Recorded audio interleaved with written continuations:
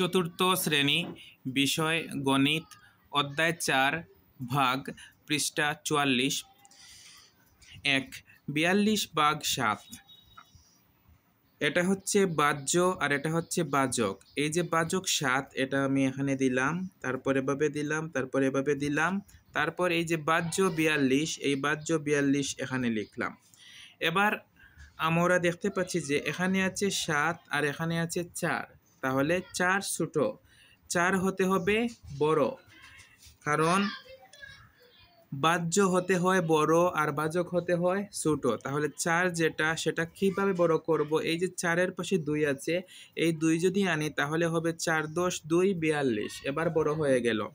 এবার আমরা চলে যাব 7-এর নামতায়। আমরা জানি 6 × 7 = 42। এই যে 7 × 6 = 42। এই যে 7, এই 7 তো এখানে আছে, আর এই যে 6, এই 6 বসবে ভাগফলে, আর এই যে 42, এই 42 বসবে এই 42-এর নিচে। মিলে গেল, মিলে গেলে 0। তাহলে উত্তর হচ্ছে এই যে 6, ভাগফল হচ্ছে এই 6। 2. 57/8। তাহলে এই যে বাচক 8, এটা এখানে লিখবো, তারপরে এভাবে দিয়ে বাহ্য 57 এখানে লিখবো। এবার দেখতে পাচ্ছি এই যে 8 আর এই যে 5, এই 5 হয়ে গেল কি ছোট, 8 থেকে এই 5 হয়ে গেল ছোট। বড় করতে হলে এই 7 আনতে হবে। 5 × 10 = 7, 57। এবার 8-এর নামতায় যদি আমরা যাই, তাহলে আমরা দেখতে পাই যে 7 × 8 = 56, 7 × 8 = 56, কিন্তু 8 × 8 কত হয়ে যায়? 8 × 8 = 64 হয়ে যায়, যেটা 57 থেকে বেশি।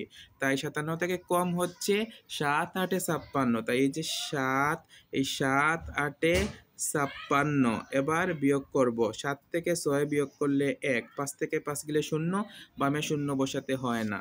এবার কি লিখবো আমরা? যেহেতু এখানে ভাগশেষ কি হলো না, 0 হলো না, তাই লিখবো ভাগফল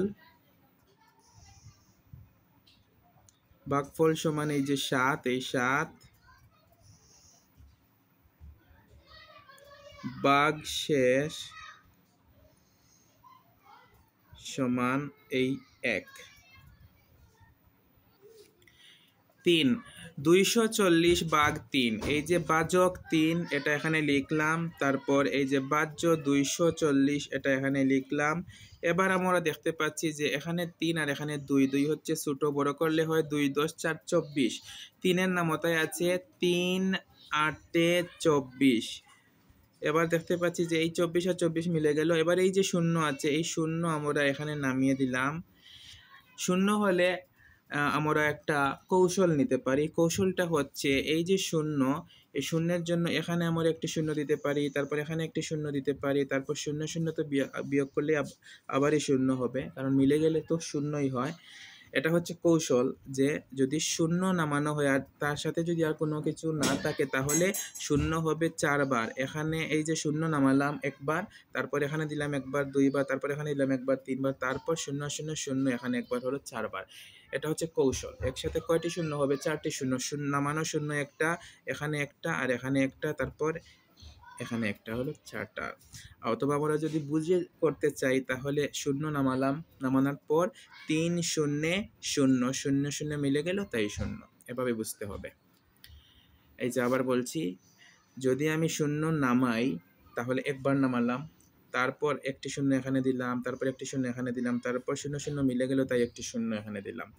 আর যদি বুঝতে চাই, বুঝে করতে চাই, তাহলে হচ্ছে যে এই 0 নামালাম, 3 0 0 0 0 মিলে গেল, তাই এখানেও 0। তাহলে মিলে গেছে, এটা উত্তর হচ্ছে 80, ভাগফল হচ্ছে 80, আর ভাগশেষ 0 হয়েছে, তাই আর এখানে ভাগফল ভাগশেষ লেখার প্রয়োজন নেই। আমি দুইভাবে বুঝিয়েছি এই 0 নামানোটা, যে 0 নামালাম, তারপরে এখানে একটি 0 আর এখানে দুটি 0। আর অন্যটা হচ্ছে বুঝার উপায় হচ্ছে যে আমি যে 0 নামালাম, তাহলে 3 0-এর মধ্যে 3 0 0 হলো, আর 0 0 বিয়োগ করলে 0ই হবে। ঠিক আছে, 0 0 বিয়োগ করলে 0 হবে। আশা করি বুঝতে পেরেছ। 4 420 ভাগ 5। প্রথমে আমরা কি করব, এই যে ভাজক 5 এখানে লিখব, তারপর ভাজ্য 420 এখানে লিখব। এবার দেখতে পাচ্ছি এখানে 5 এখানে 4, 4 ছোট বড় করলে হয় 4 10 2 42। আমরা জানি 5 এর নাম মাথায় আছে 5 8 40 আর 5 9 45, কিন্তু 45 42 থেকে কি হয়ে যায়, বেশি হয়ে যায়, তাই ছোট হচ্ছে 5 8 40। তাহলে 5 8 40। এবার বিয়োগ করব, 2 থেকে 0 বিয়োগ করলে 2, 4 থেকে 4 বিয়োগ করলে 0, বামে 0 বসাতে হয় না। এবার কি নামানোর বাকি, এই যে 0, এই 0 নামিয়ে দিলাম, হলো কত 20। এবার 5 এর নামতায় 4 5 এ 20 মিলে গেল। এই যে 5 আর এখানে 4 যদি দেই তাহলে 4 5 এ এই যে 20, 20 আর 20 মিলে গেল, তাহলে 0। এবারও মিলে গেছে, তাই আমরা উত্তর এখানে লিখব এই যে 84।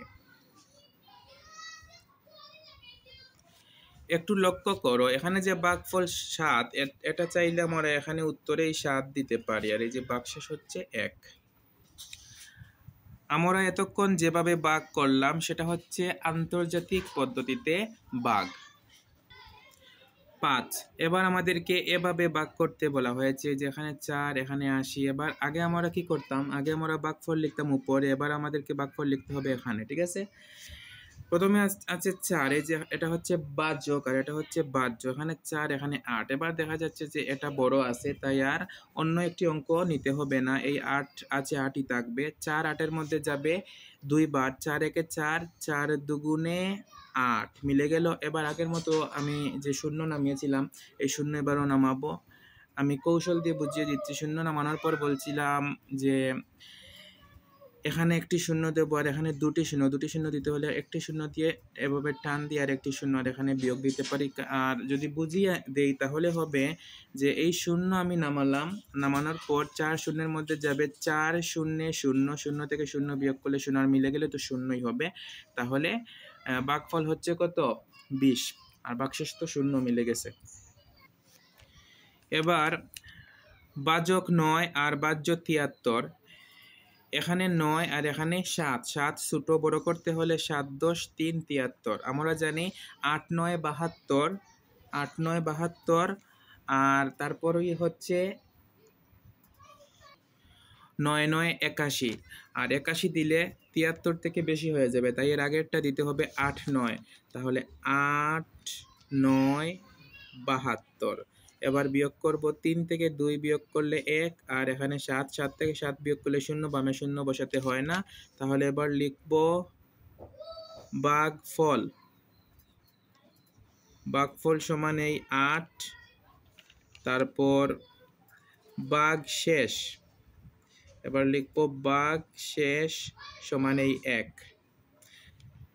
আবার বলছি, এটা হচ্ছে ভাজক, এটা হচ্ছে ভাজ্য, এটা হচ্ছে ভাগফল, আর এই যে শেষেরটা হচ্ছে ভাগশেষ। 7 ভাজক হচ্ছে 6, ভাজ্য হচ্ছে 84। এখানে 6 এখানে 8, 8 বড় আছে, তাহলে কোনো চিন্তার কারণ নেই। 6 8 এর মধ্যে কয়বার যায়, 6 একে 6, 6 দুগুণে 12, 12 হলে বেশি হয়ে যায়, তাহলে একবার যাবে, 6 একে 6। এবার বিয়োগ করো, 8 থেকে 6 বিয়োগ করলে 2। এবার নামিয়ে দেবো এই 4কে, এবার হলো 24। আমরা জানি 4 6 24, তাহলে মিলে গেল। তাহলে উত্তর হচ্ছে এই 14, ভাগফল হচ্ছে 14। 8 ভাজক হচ্ছে 5 আর ভাজ্য হচ্ছে 61। এখানে 5 এখানে 6, 6 বড় আছে, তাহলে কোনো চিন্তার কারণ নেই। 5 একে 5, 5 দুগুণে 10, 10 হলে বেশি হয়ে যাবে, তাই 1 দিয়ে দিতে হবে। 5 একে 5। এবার বিয়োগ, 6 থেকে 5 বিয়োগ করলে 1। এবার এই 1 নামিয়ে দিলাম, এবার হলো 11, 5 11 এর মধ্যে যাবে 2 বার, 5 দুগুণে 10, বিয়োগ করলে হবে 1 থেকে 0 বিয়োগ করলে 1, 1 থেকে 1 বিয়োগ করলে 0, বামে 0 বসাতে হয় না। তাহলে ভাগফল লিখতে হবে এবার, ভাগফল সমান এই যে 12 ভাগশেষ সমান এই 1। প্রিয় শিক্ষার্থীরা, আশা করি তোমরা এই 8টি সমস্যার সমাধান বুঝতে পেরেছ। এগুলো তোমরা নিজেরা করার চেষ্টা করবে। ধন্যবাদ সবাইকে।